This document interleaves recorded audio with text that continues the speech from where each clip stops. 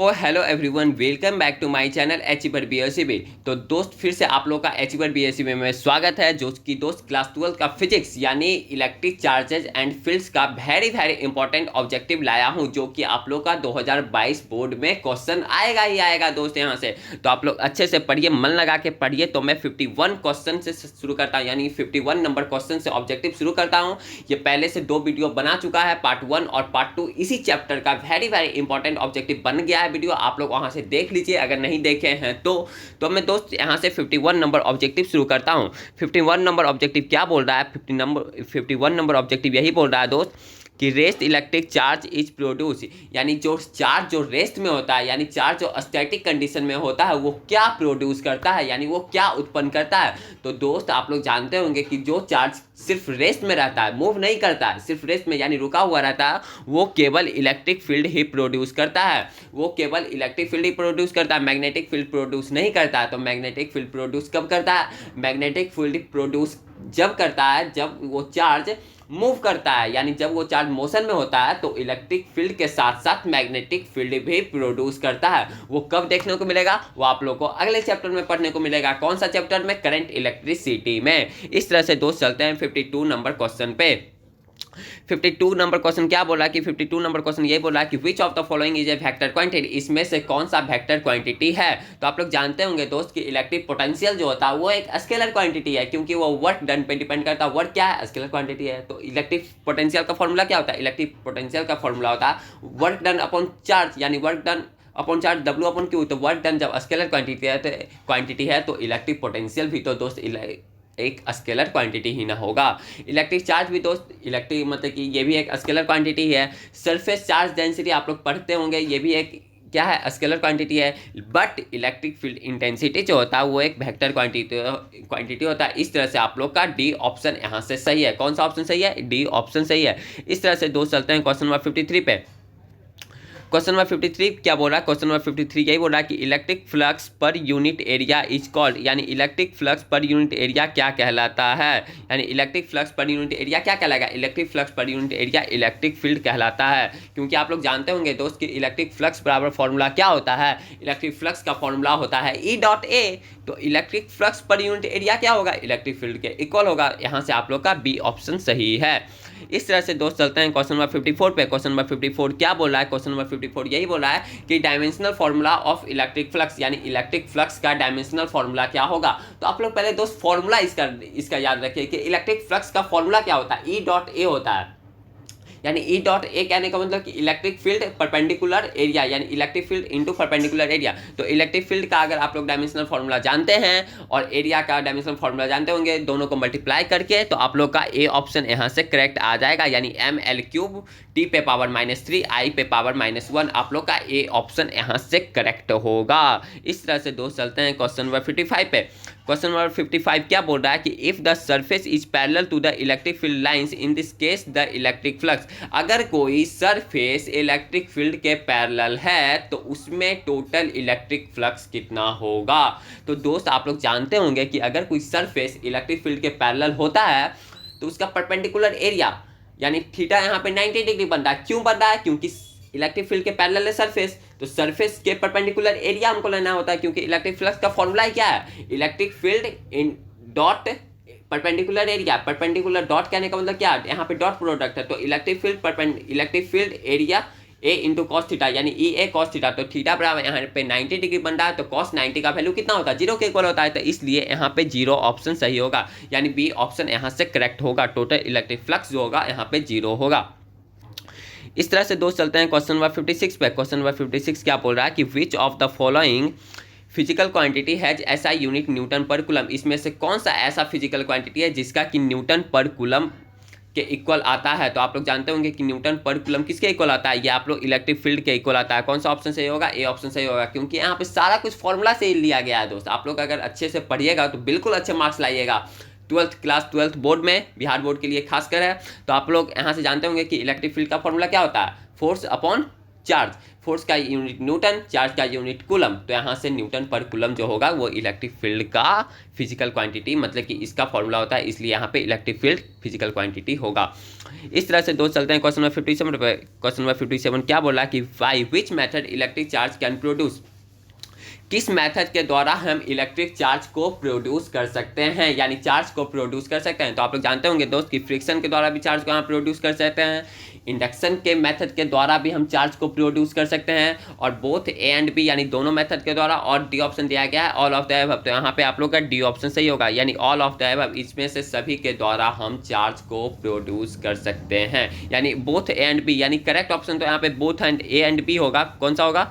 Both A and B, यानी both A and B, यानी A और बी के मेथड के द्वारा हम चार्ज को प्रोड्यूस कर सकते हैं। इस तरह से दोस्त है क्वेश्चन नंबर 58।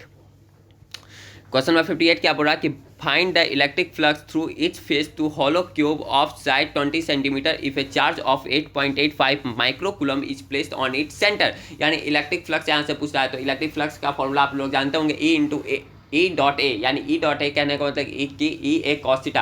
यहाँ से आप लोग आसानी से सारा कुछ यहाँ पे न्यूमेरिकल दिया गया, चार्ज का यूनिट दिया गया है, चार्ज का यहाँ पे दिया गया है, सारा कुछ दिया गया है, तो आप लोग यहाँ से फॉर्मूला से आसानी से निकाल सकते हैं। फॉर्मूला आप लोग जानते होंगे, तो आप लोग का सी ऑप्शन यहाँ से आ जाएगा, यानी 1.67 इंटू 10⁵ न्यूटन मीटर स्क्वायर पर कूलम स्क्वायर, आप लोग का सी ऑप्शन करेक्ट होगा। इस तरह से दोस्त चलते हैं क्वेश्चन नंबर 59 पे। क्वेश्चन नंबर 59 क्या बोल रहा है कि ए sphere S1 of radius R1, एक स्फीयर S1 है जिसका कि रेडियस R1 है, enclose a total charge Q, और उसमें से टोटल चार्ज उसमें Q चार्ज है। If there is another concentric sphere S2, और एक दूसरा स्फीयर S2 है जिसका कि सेंटर सेम है, यानी जो सेंटर S1 का था वहीं उसी सेंटर से S2 स्फीयर भी लिया गया है, जिसका कि रेडियस R2 है। R2 is greater than R1, R2 का रेडियस R1 से बड़ा है, and there is no additional charge between S1 and S2, S1 और S2 के बीच में कोई भी एडिशनल चार्ज मौजूद नहीं है। तो what is the ratio of the electric flux through S1 and S2? तो आप लोग आसानी से फॉर्मूला से निकाल सकते हैं, जो कि आप लोग का रेशियो आएगा वो आप लोग का 1:1 के इक्वल आएगा, यानी आप लोग का सी ऑप्शन करेक्ट होगा। इस तरह से दोस्त चलते हैं क्वेश्चन नंबर 60 पे। क्वेश्चन नंबर 60 यही बोल रहा है कि इलेक्ट्रिक चार्ज इज ए, यानी इलेक्ट्रिक चार्ज कैसा क्वांटिटी है। तो आप लोग जानते होंगे दोस्त, जो इलेक्ट्रिक चार्ज है वो एक प्रकार का स्केलर क्वांटिटी होता है। कौन सा क्वांटिटी होता है? स्केलर क्वांटिटी होता है। इस तरह से आप लोग का 60 का ए ऑप्शन करेक्ट है। इस तरह से दोस्त चलते हैं क्वेश्चन नंबर 61 पे। क्वेश्चन नंबर 61 क्या बोल रहा है कि क्वेश्चन नंबर 61 यही बोल रहा है कि an electric dipole is enclosed by the surface, the total electric flux across through the surface is. अगर कोई इनक्लोज सरफेस के अंदर इलेक्ट्रिक डायपोल मोमेंट उसके अंदर मौजूद है, तो total electric flux across the surface is क्या होगा? तो आप लोग जानते होंगे 0 के इक्वल होगा, यानी आप लोग का सी ऑप्शन सही होगा। इस तरह से दोस्त चलते हैं क्वेश्चन नंबर 62 पे। क्वेश्चन नंबर 62 क्या बोल रहा है कि a charge is enclosed by the surface of radius R, if the radius is increase twice of the previous them electric flux will be कितना होगा? तो आप लोग जानते होंगे रिमेन्स अनचेंज, यानी कोई चेंज नहीं होगा, यानी कांस्टेंट रहेगा, यानी रिमेन्स अनचेंज। तो आप लोग दोस्त इसी तरह से चलते हैं क्वेश्चन नंबर 63 पे। क्वेश्चन नंबर 63 क्या बोल रहा है? बोल रहा है कि एक अकॉर्डिंग टू गॉस लॉ, यानी गॉस लॉ के according electric field of an infinitely long charge straight wire is proportional to, किसके perpendicular distance from the wire? तो आप लोग जानते होंगे दोस्त 1/r, इसका ऑप्शन सही होगा, जो कि आप लोग गॉस थ्योरम में पढ़े होंगे, गॉस लॉ में आप लोग पढ़े होंगे। इस तरह से दोस्त चलते हैं क्वेश्चन नंबर 64 पे। क्वेश्चन नंबर 64 क्या बोल रहा है कि electric field inside the charge spherical shell is, यानी स्फेरिकल चार्ज सेल के अंदर इलेक्ट्रिक फील्ड कितना होता है? तो वो अलग दोस्त आप लोग जानते होंगे कि ये 0 के इक्वल होता है। किसके इक्वल होता है? 0 के इक्वल होता है। इस तरह से आप लोग का बी ऑप्शन सही होगा। इस तरह से दोस्त चलते हैं क्वेश्चन नंबर 64 पे। क्वेश्चन नंबर 64 क्या बोल रहा है? क्वेश्चन नंबर 64 यही बोल रहा है कि 2 charges plus 4q and -q are located at points a, 0 and -3a, 0 respectively. तो what is the electric flux due to this charges through a sphere of radius 2 with its centre at the origin? तो आप लोग आसानी से इसको Coulomb's law के formula से निकाल सकते हैं, जो कि आप लोग का सही ऑप्शन जो आएगा वो 4q divided by epsilon not के इक्वल आएगा। इस तरह से दोस्त चलते हैं क्वेश्चन नंबर 66 पे।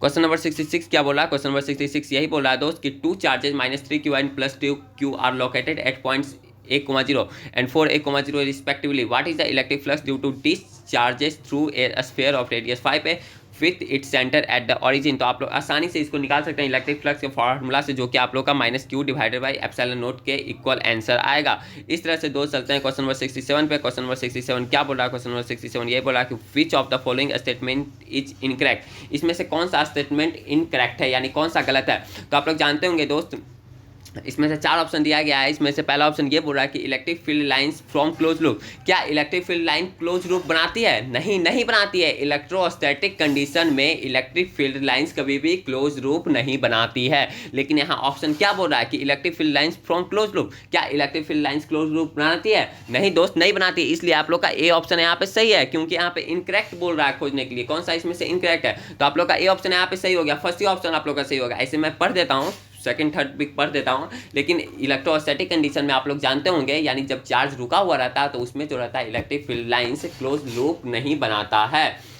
इस तरह से दोस्त आप लोग का बी ऑप्शन क्या बोल रहा है कि electric field lines never intersect. सही बात है, इलेक्ट्रिक फील्ड लाइंस कभी भी इंटरसेक्ट नहीं करता है, क्योंकि इंटरसेक्ट करेगा तो वहाँ से दो इलेक्ट्रिक फील्ड का डायरेक्शन देगा, जो कि संभव नहीं है। इस तरह से दोस्त सी ऑप्शन क्या बोल रहा है कि electric field lines not exist in metal. क्या मेटल में इलेक्ट्रिक फील्ड लाइंस एग्जिस्ट नहीं करता है? सही बात है, नहीं करता। नॉन ऑफ द अबव, यानी इनमें से कोई नहीं। तो इस तरह से आप लोग का ए ऑप्शन सही है, जो कि electric field lines from close loop. Electric field lines कभी भी क्लोज लूप नहीं बनाता है, लेकिन यहाँ बोल रहा बनाता है, इसलिए आप लोग का ए ऑप्शन यहाँ से करेक्ट है। इस तरह से दो चलते हैं क्वेश्चन नंबर 68 पे। क्वेश्चन नंबर 68 क्या बोल रहा है कि when a glass rod is rubbed with A silk cloth the charge acquired by glass rod. जब कोई ग्लास रॉड को सिल्क क्लॉथ के साथ रब किया जाता है तो उसमें क्या होता है? तो आप लोग जानते होंगे उस पर पॉजिटिव चार्ज मिल जाता है। क्या मिल जाता है? पॉजिटिव चार्ज प्रोड्यूस हो जाता है। इस तरह से दो चलते हैं क्वेश्चन नंबर 69 पे। क्वेश्चन नंबर 69 क्या बोल रहा है कि when a negatively charge rod is brought near the cup of a gold leaf electroscope whose case is earthed. तो यहाँ से आप लोग का जो करेक्ट ऑप्शन होगा वो कौन सा ऑप्शन सही होगा? No change in induced of the leaf, यानी आप लोग का ए ऑप्शन यहाँ से सही होगा, यानी the leaf has an induced negative charge. यहाँ से आप लोग का ए ऑप्शन सही होगा। इस तरह से दो चलते हैं क्वेश्चन नंबर 70 पे। क्वेश्चन नंबर 70 क्या बोल रहा है कि static electricity is produced by, यानी स्टैटिक इलेक्ट्रिसिटी किसके द्वारा प्रोड्यूस होता है? तो आप लोग जानते होंगे फ्रिक्शनल ओनली, केवल फ्रिक्शन के द्वारा ही स्टैटिक इलेक्ट्रिसिटी प्रोड्यूस होता है। इस तरह से दोस्त चलते हैं क्वेश्चन नंबर 71 पे। क्वेश्चन नंबर 71 क्या बोल रहा है कि which of the following is not unit the charge. इसमें से कौन सा चार्ज का यूनिट नहीं है? तो आप लोग जानते होंगे which of the following is not the unit of charge. इसमें से कौन सा चार्ज का यूनिट नहीं है? तो फेराडे जो होता है वो चार्ज का यूनिट नहीं होता है। कूलम भी होता है, फेराडे भी होता है, और स्टेट कूलम भी होता है। लेकिन यहाँ पे क्या लिखा है? फेराड लिखा है, फेराड। तो आप लोग का ए ऑप्शन यहाँ से करेक्ट है, जो कि चार्ज का यूनिट नहीं होता। फेराडे तो चार्ज का यूनिट होता है, लेकिन यहाँ पे क्या लिखा है? फेराड लिखा है, FARAD, फेराड।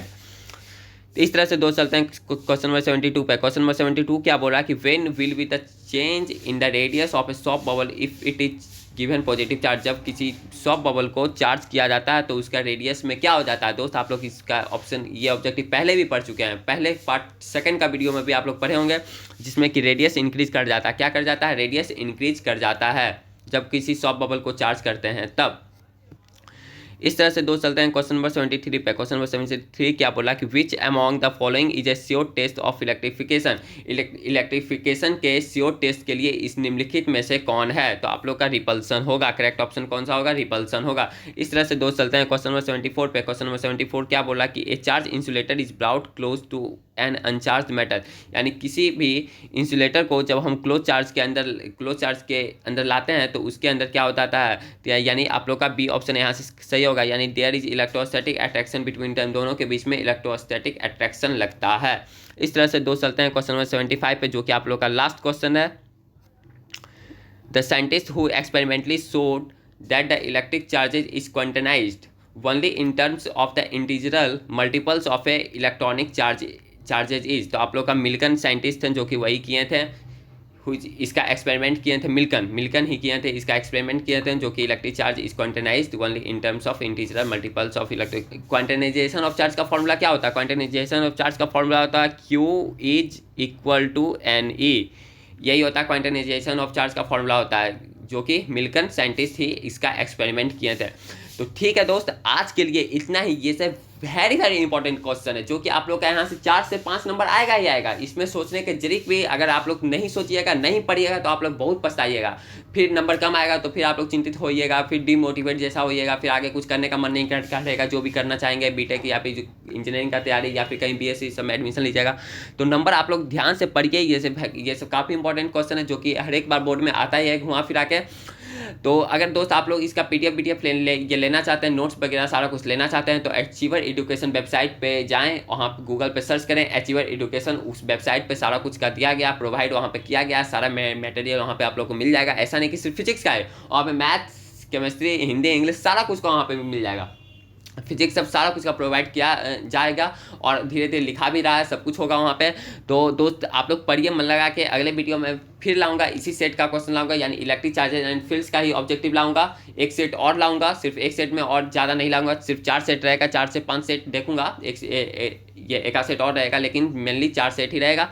तो दोस्त आज के लिए इतना है, फिर मिलते हैं अगले वाले वीडियो में। Take care, bye, goodbye भाई।